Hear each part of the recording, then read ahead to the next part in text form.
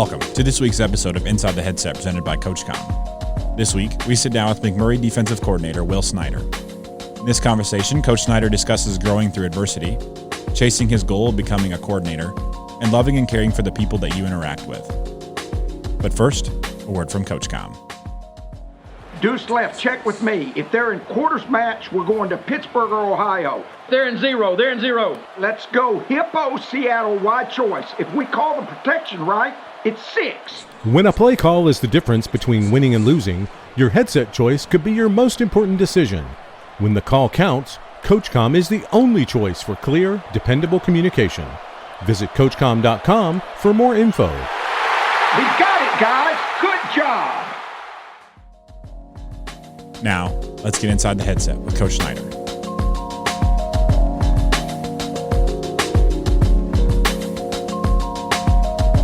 Coach Snyder, what's going on, man? How you doing, brother? Oh, living the dream, man. How the heck are you? Good to see you, man. Yeah, man. It's always my pleasure seeing you, and I know you're ripping and running the streets of Texas right now trying to find some recruits, so I hope the road's treating you well. Oh, they are very well, man. Burning up East Texas right now. Good old East Texas. There you go, man. Always some good talent there. Well, Absolutely. I appreciate you taking the time to hop on the podcast, especially in the middle of what we're talking about here with the recruiting. Means a lot to me and means a lot to us. So, yeah, let's go ahead and dive in, man. Always start off with the same question. When did you know you wanted to be a ball coach, and why did you want to be a ball coach? Man, it's actually a funny story because originally I wasn't going to be a ball coach. When I was in high school and stuff like that, I'm born and raised in Tacoma, Washington. So it was one of those things where I played high school ball, but didn't, was involved with it. But I originally was going to be a youth pastor, ironically. Really had a real passion for Christ, wanted to use that platform, but then got to college and located Washington Bible College in Lanham, Maryland. So I went from coast to coast and saw that they had the major of sports ministry. And I was like, that kind of intrigues me. And so from there, just changed it. I'm way too competitive. If you ask my wife, I'm very competitive. And so just kind of dove into that and wanted to use that platform to really help young men grow.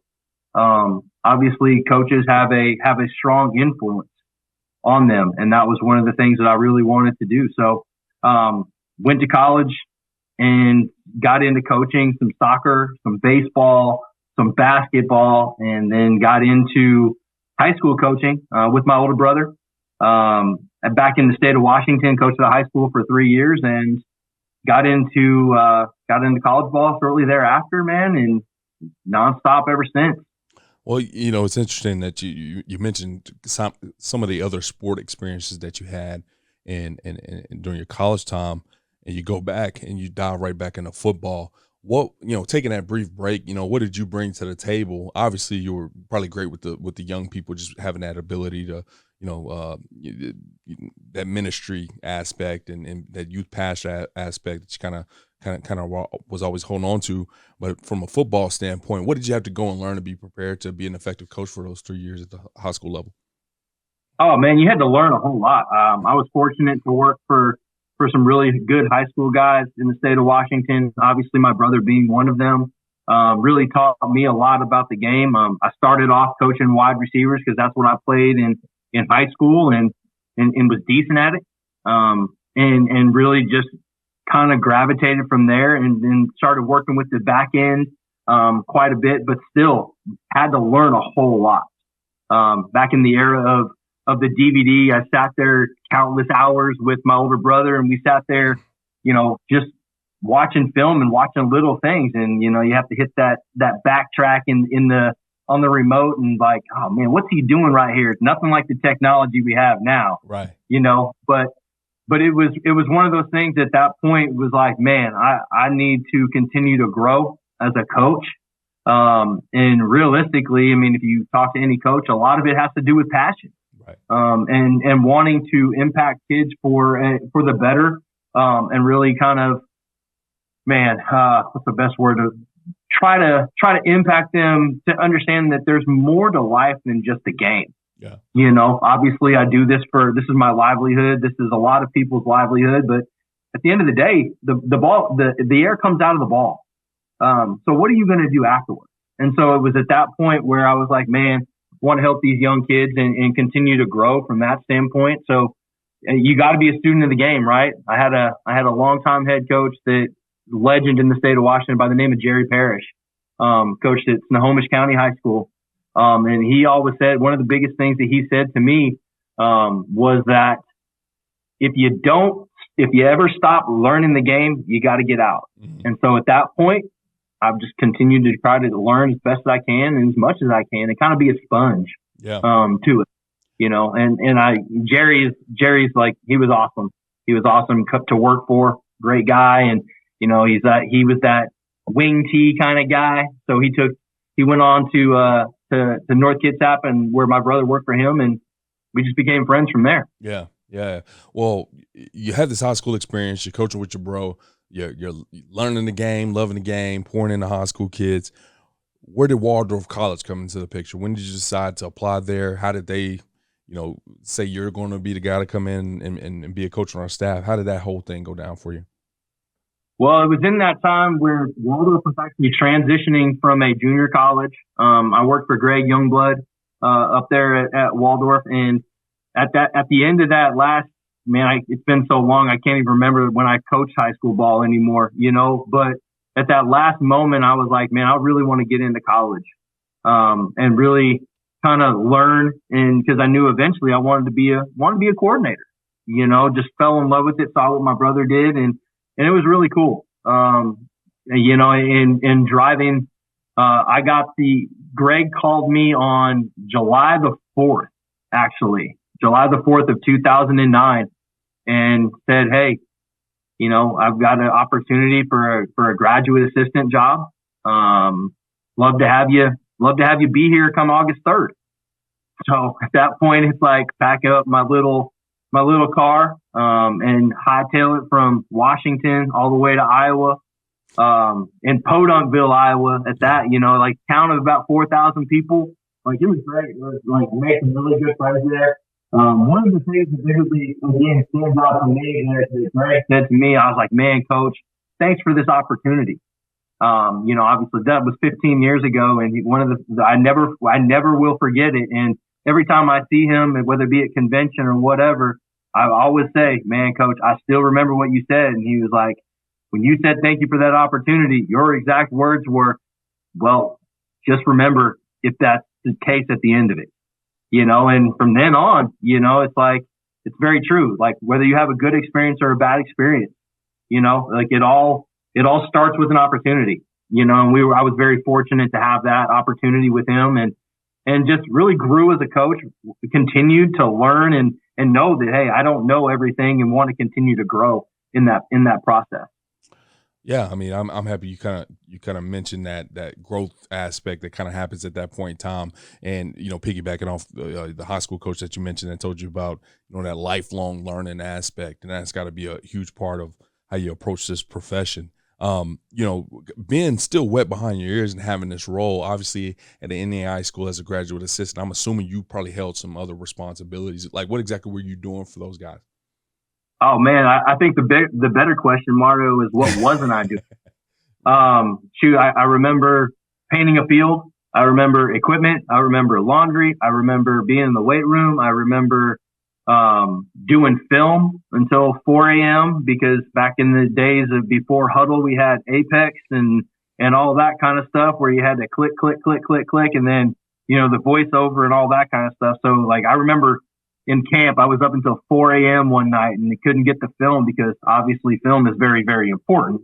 And so being the film guy and still kind of being wet behind the ears, like you said, man, I got thrown in the fire real fast.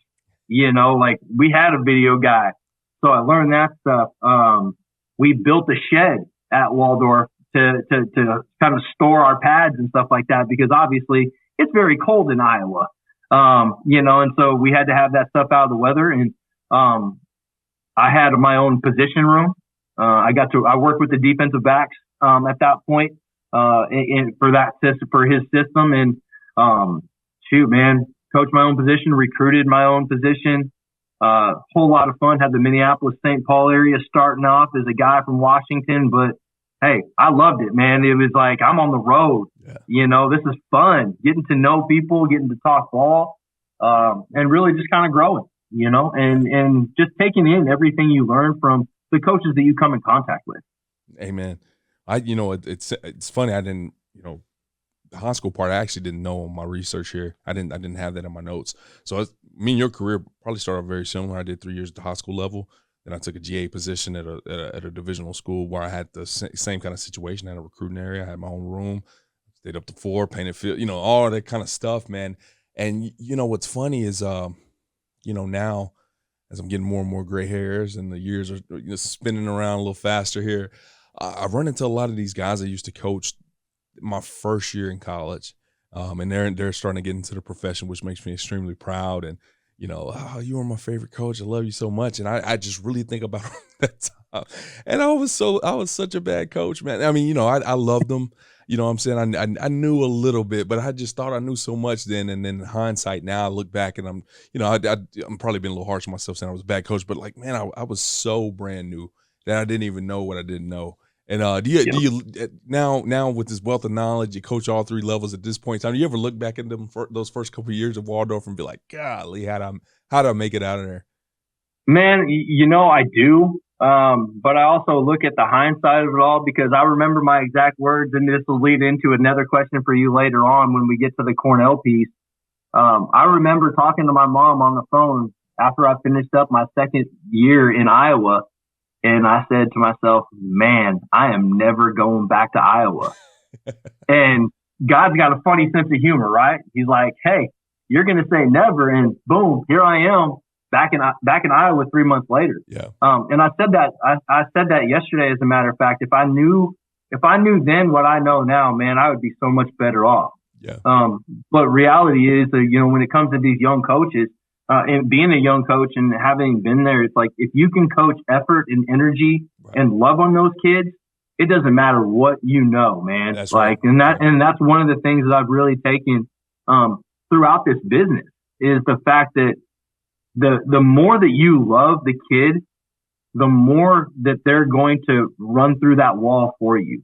And like, man, I've been very fortunate, in my time, and again, I've had a chance to get licensed as a minister where I got to perform a couple weddings, and one of them happened to be one of my old players, which was fun. And just in going to graduations and watching them walk across that stage and just kind of touching base with them afterwards, man, it's life-changing for yourself. Yeah. And that's the things that that really stand out to make me continue to just fall in love with this game that much more, because it is a life changer. It is, man. It is. And, and that is the awesome part as I kind of told the story. I reflect on my time, and from an X-No standpoint, I just think about how raw it was. But the fact that, to still get the greetings, to still get the wedding invites, to still get that, man, that's probably been the most rewarding thing that, you're thinking the wins and the losses and the all conferences, all the accolades. But when you start getting some of those invites and you start getting some of those hugs and some of those phone calls, it's like, hey, coach, you remember 10 years ago ripping me in that? I needed that, man. That goes a long way, man. Yeah. Now, kind of back to you, man. And, like you mentioned, you were trying to get the heck out of Iowa in 2011. You got opportunity to come back or I guess stay. Stayed there and get that job there at Cornell as the outside linebackers coach. How did this job come about after your GA opportunity? Well, I mean, I think let me preface, I was in the state of Washington at the time when I applied for this job. Okay. I literally finished up. I was talking to my dad one day, and I got this phone call, and I knew I wanted to stay in the college game. I had some opportunities to stay at the high school level and things like that, but I was like, man, I don't want to do that. Mm-hmm. I feel like God's tugging on my heartstrings quite a bit, and drove back to Iowa and put in for this job. And ironically, I had there was a D coordinator that I worked under at Waldorf that worked for my boss at Cornell, Vince Prodigal. And Vince's DC's name is Jay Davis. At the time, he played for Vince, but he also played for my D coordinator that I was working with at Waldorf. And he's like, hey, I kind of know I can make a call, but then at the same time, I sent my resume off and I talked to Jay, and again, another one of those things that happened so fast. He's like, I literally finished up my last paper for my master's because I went online, and I finished that up, submitted it, and left at about 3:00 in the afternoon in 2011, and pulled into Cheyenne, Wyoming, I believe at 9 p.m. or at 12 a.m. because I had to get there because when I got this job, it was August the 3rd, and they started camp August the 4th, so we had to freaking like, that's the thing. You're like, you literally live out of a suitcase, and you're like, okay, you got to move. So I was very fortunate to work for Vince and work for Jay. And again, two guys that were very, very good ball coaches, very good men, and just, showed me what it was like to work, and just continue to grow. And by no means, and I didn't get a chance to mention this in our pre-meeting, but it wasn't a full-time job. It was an internship, so my first full-time job, that's what led into it. But, being at Cornell for 4 seasons and applying for different things over and over again, but still really just tugging on my heart. Hey, I want to finish with the guys that I came in with. Yeah. Because those are the guys that I had some impact on. Right. And just the recruiting piece and getting to have my own room and recruit my own position and do that kind of stuff. It really was what was beneficial. Right. And in some of the similar roles, I did scouting reports. I did all that stuff. Fortunately, again, didn't have to do the video, thankfully. But that would give you gray hair just thinking about it, as a matter of fact. Oh yeah. But just scouting reports, learning and it was really at that point, even more so, with Coach Davis, that I was like, man, I really want to be a coordinator. And he looked at me and he's like, are you sure? Cause obviously it's like, you got a lot of hats that you're wearing, even as a coordinator at a small Division III school. I mean, you're not just a coordinator where you get to float around. Like, you have a position that you're working with. And so, I was like, yeah, I mean, I at that point, again, I still started continuing to learn the game and really, trying to take what they were teaching, because they were old school guys, guys that played and coached back in the 80s.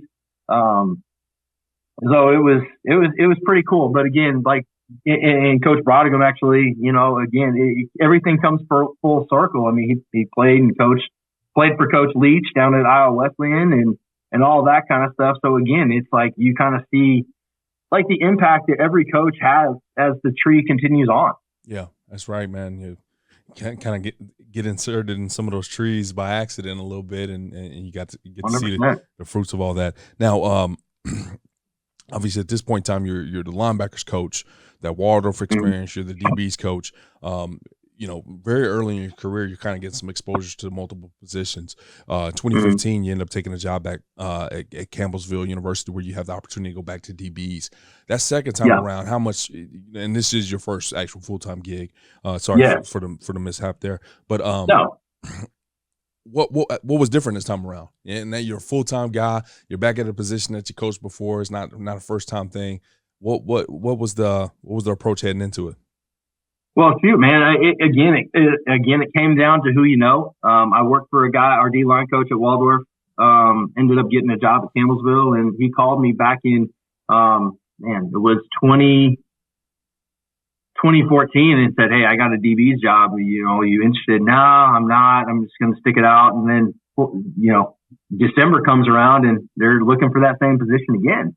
And this time around, it was really cool, because now I've got my feet wet now. Like, I'm established. I've really started to understand different things and working with Coach Davis and stuff like that. So at that point, I was like, man, I still got some. Now I can get going. Right. Now I'm in. Now I can get my business.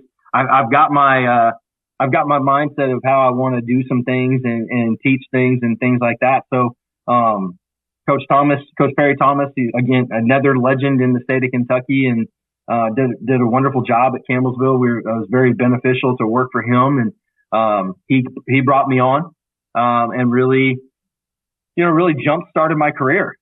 And at that point, it was one of those. It was again one of those aha moments where it's like, man, I get to do this. I get to do this. But I think one of the things you picked up about me, Mario, is I'm a very faith-based guy. But there was a catch to it.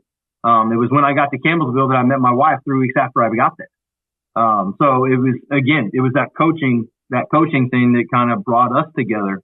And it's really cool because at that point now she got to go through a full season with me, being in a dating relationship, being a college coach, and being in the recruiting side of things, going through spring ball, having my own position group, and really just started at that point loving on our players. And again, it's one of those things, man, where the more energy and the more the love that you have, not just for the game, but for the players, that's when they're going to start to play for you. And again, I had growing pains even at Campbellsville, man. Like we struggled my second year there after winning a conference championship, came back and did really well our third year and got a chance to go to the Victory Bowl and play at Texas school and had some success there. So again, it's one of those things where I'm just fortunate and blessed for the people that have given me an opportunity, to kind of go on and move on in my career. No doubt, man. Well, obviously a heck of a time there at Campbellsville, as you mentioned, the 2017 Victory Bowl champions. Had the opportunity to win a conference championship, face adversity, come back from it, meet your wife. I'm going to hit the pause button here as we're kind of moving forward. Now, it might be a stop early, but I got a feeling I'm not. Just kind of early in your career when you look back on it, that high school experience, Waldorf, Cornell, Campbellsville, at this point in time, which one of these spots has been like, not necessarily the highest paying job or the, most beneficial in a way financially or anything like that, but which one had been best for your growth as a coach, as a human, as a person? Which one of those stops will always kind of stand out to you? Man, that's a tough one because every single one of them has had an impact on the person that I am today. Yeah. I'd probably say, we went through a lot of adversity at Waldorf. So again, you kind of learn how to grow with adversity, right? And I would say probably Cornell is probably the biggest one. If I'm real honest, just because I got a chance to meet some really good people and not only in Mount Vernon, Iowa, but just the coaching staff that I work for. That really helped me from an X's and O's standpoint to figure it out. And that led me to Campbellsville where, I got to say this, but that's what brought my wife and I together. That's the thing, right? That's where your faith is the biggest thing. And it's a grind, man. It's a grind. And sometimes you look back and you look in the mirror and you sit there and say, man, I don't know what in the world I was thinking by being a college coach at a small college level, because I'll tell you what, it's definitely not the pay, like you kind of touched on that, because you get paid peanuts, right?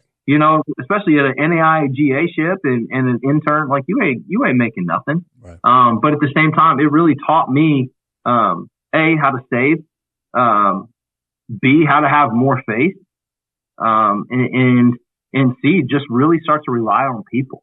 Because you really do have to. You have to build your community. You have to build your network of people that you can rely on. And if that's one thing that I would say to a young coach trying to get into the profession, it's that. It's like you've got to be genuine and you've got to be real. And your relationships have got to, like, your network has got to mean something to you.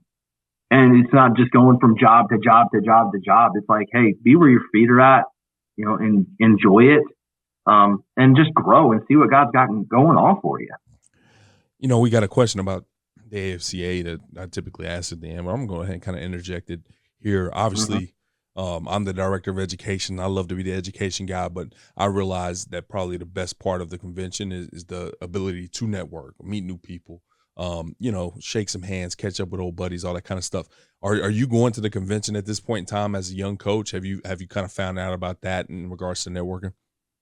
Yeah, well, I went to we went to two conventions at Waldorf. We went to when it was in Orlando was my very first convention, and then my second one was in Dallas. And then when I got to Cornell, we didn't really go to I didn't really go to convention, but when I got there that first time, when we were going to Orlando and in Dallas, man, it was just about getting to know people. You gotta shake hands and you gotta introduce yourself and kind of put yourself out there, because what are you trying to do? Like, you're trying to buy for a relationship to potentially help you down the line. Yeah.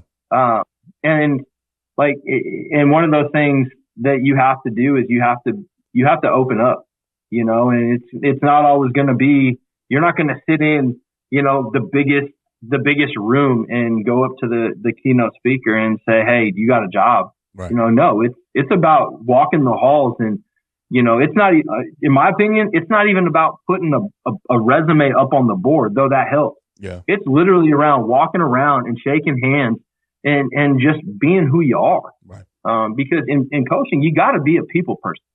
Like, I firmly believe that, because you've got to get your parents from a recruiting standpoint, and you've been there from a recruiting standpoint.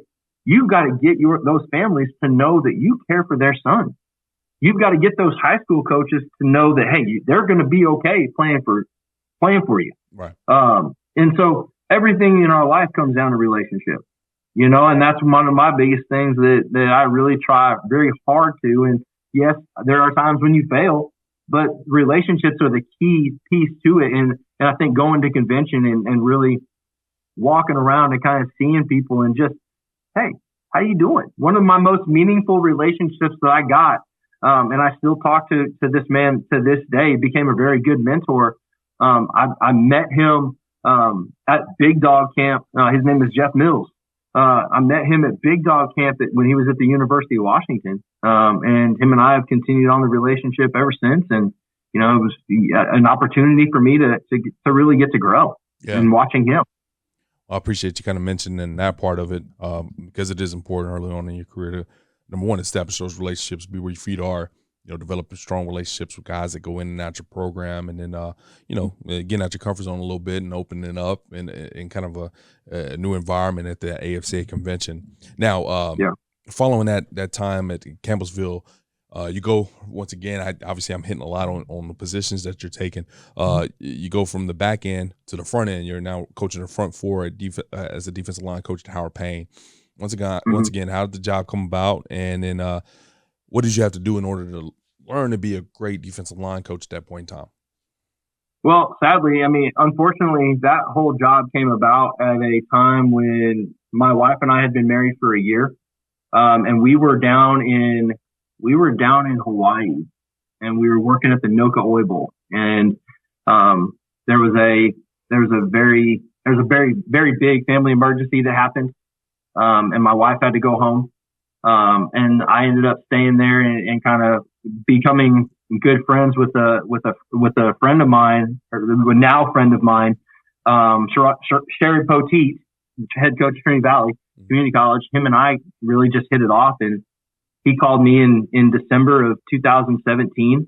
After that, and just we built that relationship from Hawaii all the way until December. And he's like, hey, I got a buddy of mine who's looking for a DBs coach. So you're actually the DBs came first and then the D line. But so I got a chance to go to the back end again. And I got interviewed by Coach Braxton Harris, who's now the head coach of Campbell, obviously. And, really good football coach. And that was what actually brought me to you. You were walking through Howard Payne one time.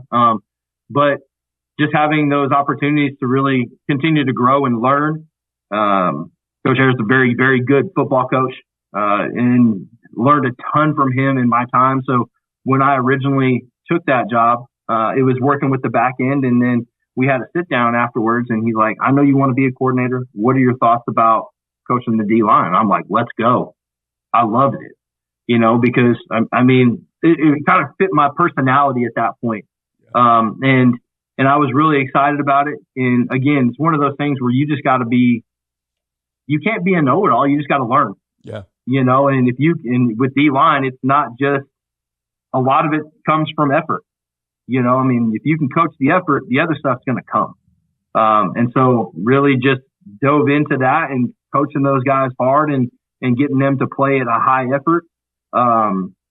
So went from, again, Campbellsville, Kentucky in 2017 to January 3rd of 2018 was in Brownwood, America. And, just really grew as a coach and as a person. That really helped me to be who I am today in a lot of ways. It brought my wife and I closer together because, she had never been out of Kentucky. So me being the nomad and being the coach that I am, you ain't got a home, you're bouncing around from here to there. So now it's like we settled down, and she was fortunate enough she blessed me enough to come alongside me and go with me and said, hey, wherever you're going to go, I'm going to go with you, and let's rock and roll. So, amen. Well, during that time there, you had the opportunity to develop 4 all-conference players, coach 1 All-American player, and more interestingly, you served as interim DC, co-DC, and co-recruiting coordinator during this time. And so, kind of putting a lot of the pieces together, you get this opportunity to just get a taste of what it's like to be a coordinator, still maintaining some of those other duties, as you mentioned, how it works at the lower level.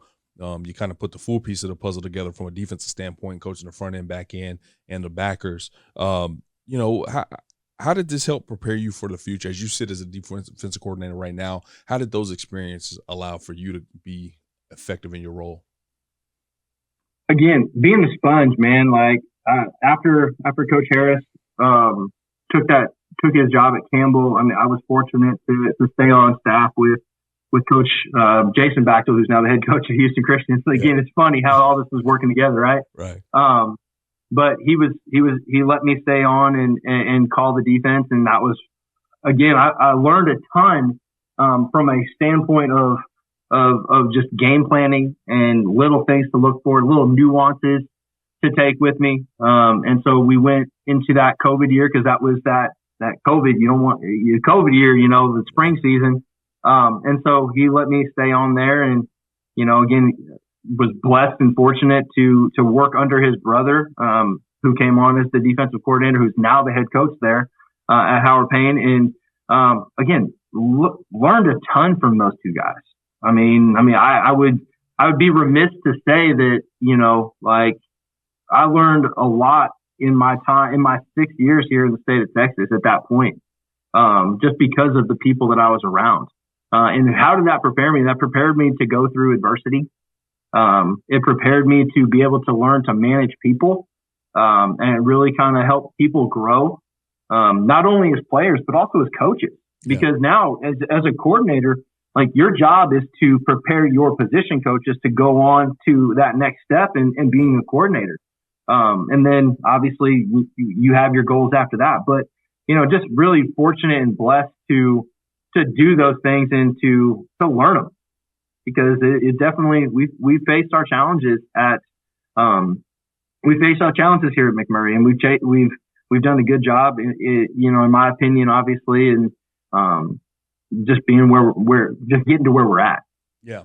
Well, as we hop into that McMurray role, based off all the experience that you had, I asked you a lot about how did that prepare you, but it doesn't matter how prepared you are for some of these positions, man, when you got to call it and you got to be a head ball coach. And what were some of those things that you was just like, man, I didn't know yesterday, but I know now. What were some of those learning curves you had as a first-time defensive coordinator? First-year defense coordinator. Oh, man, I was fortunate. Again, it kind of goes back to what my initial statement was. It's about, loving the kids, because, obviously whenever you go to a new place, you don't necessarily have the kids. You don't recruit those kids, right? Like, so now when you take those jobs, like, you've got to recruit those kids because they're your kids now. That's right.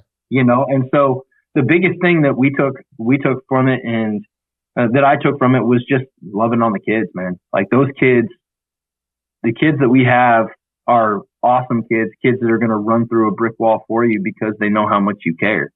And like, and I had this adage that kind of added to my memory bank a while back, but they're not going to care how much you know until they know how much you care. That's right. Like that's a motto that every kid, every coach in America, every young coach needs to adopt. Like you've got to know that. Because I mean, for some of these kids, like I'm their dad, and I don't take that lightly, and so when you step into that role, it's like, man, I hope I don't mess up now. But at the same time, you got to go with your gut. Like that's one of the things I have learned quite a bit is like going with your gut. Being in this stuff for 15 years now, you've learned stuff throughout time and just continue to take it. And like you said, you don't ever feel prepared. It doesn't matter if you've been doing it 1 year or 21 years.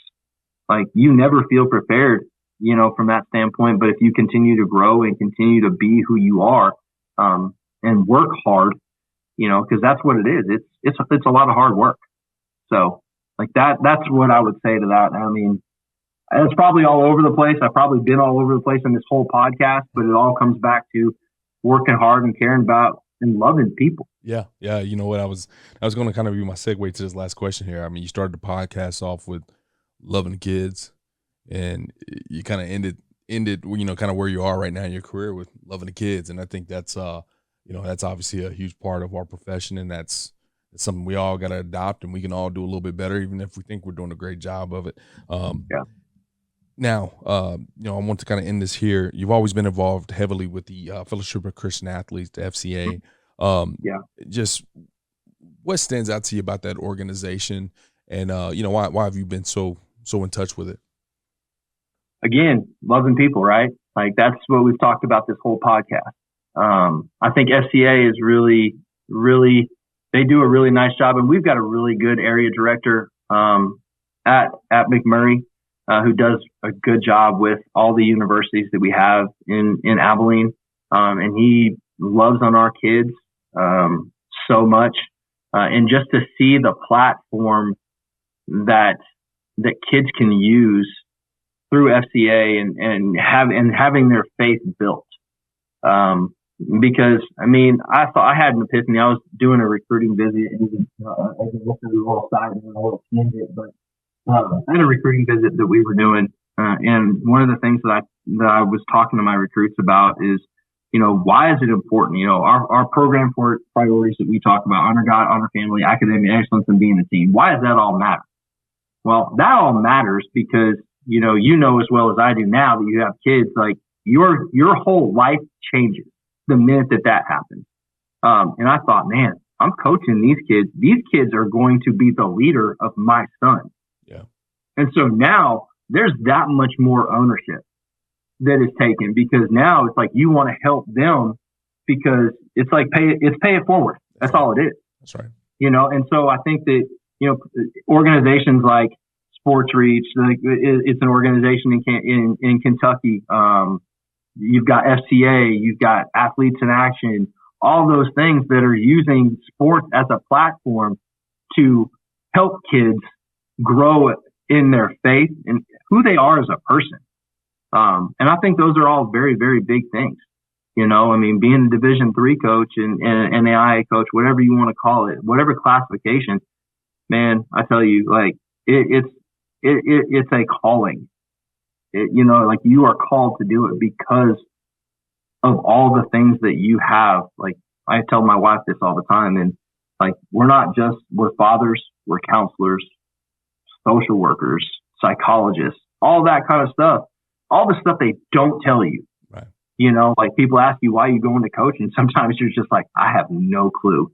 But because of organizations like FCA that have helped me grow, one of my most vivid memories is sitting in college and going to FCA and listening to Mike Singletary speak and seeing that guy, just the change that he made as a man. Like that organization can do something. That's right, man. Well, I appreciate you plugging them in. Thank you so much for the time, Coach, once again, in the middle of the busy recruiting season. Before I let you go, though, I want to give you the opportunity to share your social media handles or anything that you want to allow for coaches to connect with you with. So if they got questions, follow-ups, just want to ask, want to keep up with your journey, they can do so. Absolutely. Well, if you all want to follow me at Coach Snyder, and my email address is snyder.will@mcm.edu. And again, love to chat ball, love to talk life, and help out in any way that I possibly can. Just because, again, it's giving back. And I appreciate you. I appreciate your time. I know how hard you work as well. So I appreciate you taking this opportunity to let me come along the journey with you. Yeah, if you will. No doubt, man. Well, I enjoyed the journey, man, and look forward to seeing what's going to continue to come for you, because I know the best is yet to come. Coach, I appreciate you as always, man. I know I'll be running into you at coaching school here or something this summer, man. I'm looking forward to it, okay? Yes, sir. Talk to you soon. All right. Later, Coach. Bye. CoachComm has been delivering tough headsets for tough teams for more than 31 years. It's why 97% of FBS teams and thousands of high schools across the country rely on CoachComm. Get the best for your team. Visit CoachComm.com for more info. Thanks for listening to this week's episode of Inside the Headset, presented by CoachComm. If you'd like to learn more about this week's episode, head over to AFCA.com. There, you can access every episode and find corresponding show notes. Remember, you can catch every episode of Inside the Headset presented by CoachComm on wherever you get your podcasts, including Spotify, Apple, and YouTube. While you're there, we'd love for you to take a moment to rate, review, and subscribe to the podcast. Your feedback helps us improve and grow. Keep up with the latest news by following us on social media. Connect with us at Inside the Headset, and remember to tag us when you share your favorite episodes. For more updates on all things AFCA, be sure to follow the @WeAreAFCA social media accounts. If you're not a part of the AFCA community yet, visit AFCA.com to join thousands of NFL, college, and high school coaches nationwide and across the globe. Elevate your coaching game with an AFCA membership. You'll gain exclusive access to the annual AFCA convention, magazine, digital library, and AFCA Insider email. Stay up to date with the latest stories and news on the AFCA website. More than just a convention, the AFCA offers continuous education, guidance, networking, and more. Celebrate the past and shape the future with the AFCA. It's about fostering exceptional coaches who create outstanding teams and even better individuals. Invest in your skills and make a lasting impact today by engaging with the AFCA. Your journey starts here.